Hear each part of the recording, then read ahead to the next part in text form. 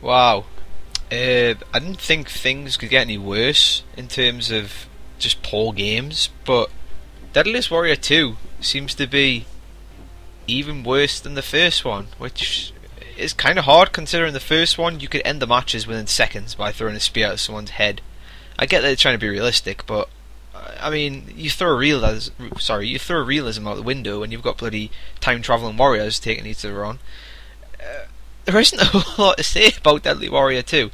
I mean, I'm going off the demo here because, frankly, would I ever spend money on this? Hell no. Especially after the first one, I didn't spend money on that. And the second one just seems to be worse. The sense of balance doesn't seem to be there. There doesn't seem to be any sort of technique or method to it. It's just attack, attack, attack, or sometimes you hold block and then attack. And in some cases, you can just fire your ranged weapon and hit them straight in the head within seconds. Game over.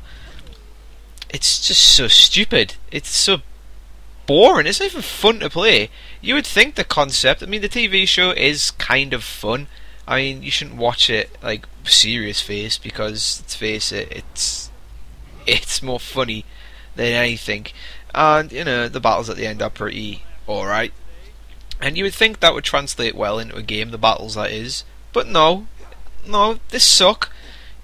All you get to do in Deadliest Warrior 2 is, demo anyway, you get two characters to choose from. You have to play battle, there's no other options to try any other game modes out.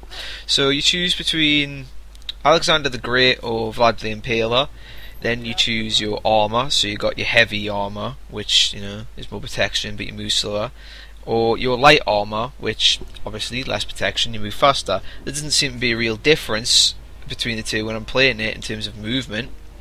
And of course, then after the armour selection, you go into your weapon selection, and again, they don't seem to do a whole lot different. I mean, I don't know, I think the pace of the game doesn't really have any effect on what weapon you choose. It's always going to be the same result. So you pretty much just run at each other and then just bash buttons and hope for one of you to fall down first. It's just not fun. It's not fun. The game just feels completely void of any sort of charisma or personality. It's just bare basic boring music of do do do through the menus, followed by some not even that good graphics. Even for an arcade game, there's better games out there with better graphics and better gameplay. The gameplay in this is so two-dimensional, it's so bloody dull and repetitive. After, you could probably just buy the demo and there you go, you've experienced it all the game has to offer in terms of gameplay. You just randomly hack and slash, press a couple of buttons and there.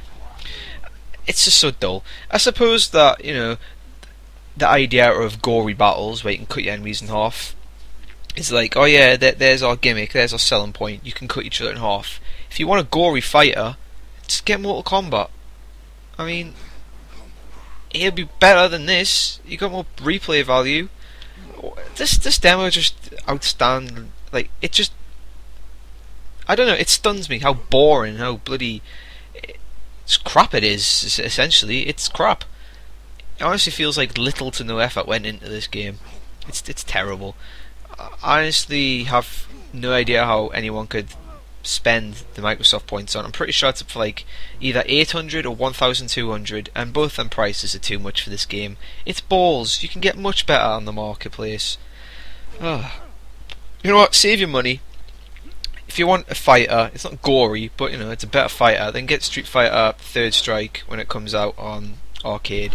Because Deadliest Warrior 2 just has to be probably at the bottom of all the Xbox Live arcade games. It's just awful. It's so dull. It's so generic. Well, not even generic actually. That's so much of a compliment. It's just bad. Just bad overall. There's nothing redeeming about it. Even the gore effects are crap.